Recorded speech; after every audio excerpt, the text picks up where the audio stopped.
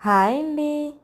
ఈరోజైతే నాకు భలే సంతోషంగా ఉందండి. ఎందుకంటారా, మా గార్డెన్‌లో అయితే పుచ్చకాయలు వచ్చేసాయి. పుచ్చకాయలతో పాటు ఇంకో ఫ్రూటు, వెజిటేబుల్స్ అయితే వచ్చాయి. భలే ఆనందంగా ఉందనమాట. అది కూడా మేము విత్తనం వేసింది కాదండి. మేము గమ్ముగా తినేసి తినేసి పడేస్తాం కదా విత్తనాలు. వాటితో అయితే పుచ్చకాయలు అయితే వచ్చాయి. మా గార్డెన్‌లో అయితే భలే ఆనందంగా ఉంది. చూడండి పుచ్చకాయలు చూడండి ఎలా వచ్చాయో. అక్కడక్కడ వేసేసామన్నమాట తినేసి. అలా వేసిన వాటితో పుచ్చకాయలు అయితే భలే వచ్చాయి. అవి కూడా సీజన్ని బట్టి, అంటే మనం ఏది తినేసి పడేస్తామో అలా వస్తాయి అనుకుంటా నాకు తెలిసినంత వరకు. బట్ పుచ్చకాయలు అయితే సీజన్ కదా, పుచ్చకాయలు అయితే నల్ల పుచ్చకాయ అయితే వచ్చిందండి. మేము ఎక్కువ అవే తింటాం కాబట్టి అవే అయితే వచ్చాయి. దీంతోపాటు ఈ సీజన్లో ఇంకేం దొరుకుతాయి, కిరినీకాయ అయితే దొరుకుతుంది కదా. ఇది ఈ చెట్టు వచ్చేటప్పుడు దోసకాయలు లేదా సొరకాయలు అవి అంటారు కదా, అవి అనుకున్నామండి, గుమ్మడికాయలు అలా. బట్ కాదు, తీరా పూత వచ్చిన తర్వాత చూస్తే అది కిరినికాయ.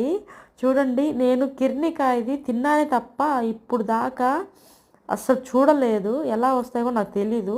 బట్ నేనైతే భలే ఆనందంగా ఉన్నానండి. అసలు ఈ కిరినికాయ ఎప్పుడు చూసినా తింటాం కానీ ఆ ప్లాంట్ ఎలా వస్తుంది అది తెలియదు నాకు. పుచ్చకాయ అయితే కొంచెం ఐడియా ఉంది, బట్ కిరినికాయ తెలియదు కదా. అయితే భలే ఉంది.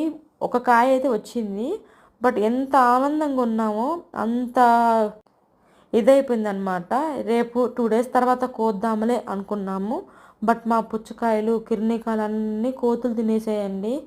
మేము కవర్ కట్టడం మర్చిపోయాము. తర్వాత తెలిసింది కవర్ కట్టుకుంటే సేఫ్గా ఉండేదని.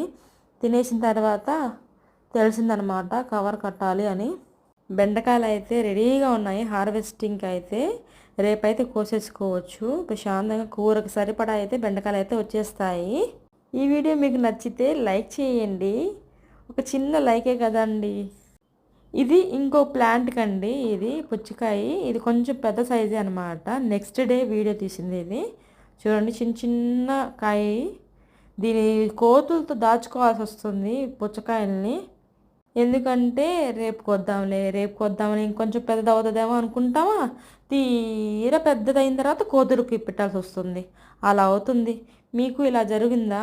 మాకైతే ఇలాగే జరిగింది.